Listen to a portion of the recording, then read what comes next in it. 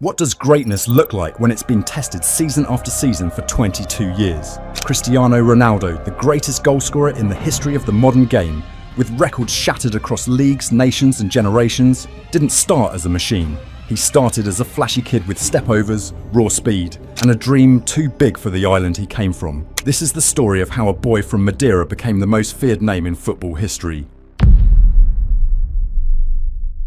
His story starts in the streets of Madeira, a young skinny kid playing for Sporting Lisbon's academy, and with that 28 on his back, he was tearing past defences in Portugal. Ronaldo had quickly established himself as one of the brightest young talents in the country, but it all changed for him in the summer of 2002. Manchester United came to Portugal.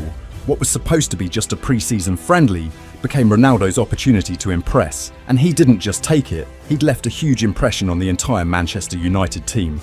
We played against him at Sporting on the way back on our tour. Basically the pitch was too early, it was like a sand pit, but he was dancing on water.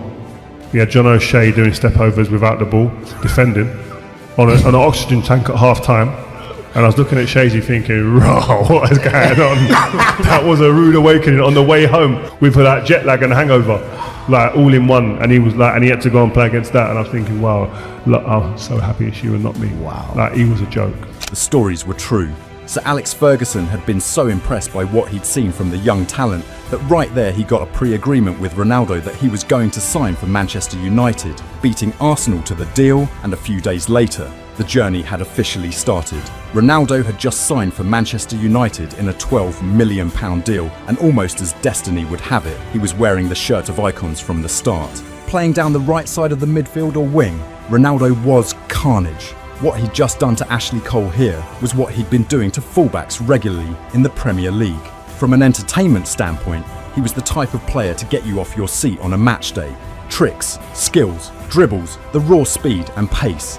There were signs that he was going to be a talented player, but one thing was missing, the goals. But not that it necessarily mattered at the early stage. See, when Ronaldo arrived at Manchester United playing right wing in that 4-5-1 system, his main job was to feed the man up top, Ruud van Nistelrooy. 6 goals and 8 assists in 40 games that year.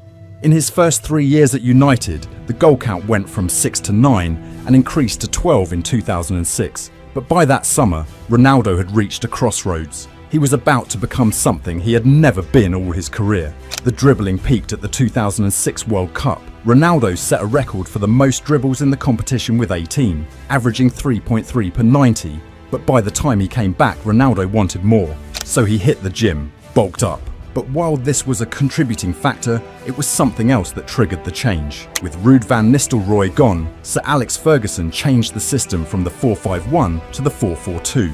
This allowed for more fluid movements between the front four, which was usually Ronaldo, Giggs, Zaha and Rooney, and in turn, Ronaldo was on the verge of completing that transition from a skinny winger to an all-round attacking threat. In the 06-07 season, Ronaldo scored 23 goals in all competitions, 17 in the league, more than double his previous tally. But by 2008, the transformation was complete. This was Cristiano Ronaldo's core. Carlos Tevez had joined the team now. The front three of Ronaldo, Tevez and Rooney complemented each other. Ronaldo had gained Sir Alex Ferguson's trust to almost escape the defensive work by focusing on what he could produce for the team going forward. And in turn, it's safe to say he more than delivered. This goal in the Champions League final was the crowning moment. 31 goals in the Premier League to equal a then Premier League record, 8 goals in the Champions League to finish as the competition's top scorer, and 42 in all competitions. Ronaldo wasn't just the best winger in England. By the end of the year, he was getting crowned as the best player on the planet. It peaked for Ronaldo at this point. The 2008-09 season was a drop-off from the standards he'd set the season before. But he still managed to entertain Europe with moments like this. After the Champions League final defeat in 2009, Ronaldo knew his time was up. He was on to the next chapter of his career and in his evolution story, the next phase.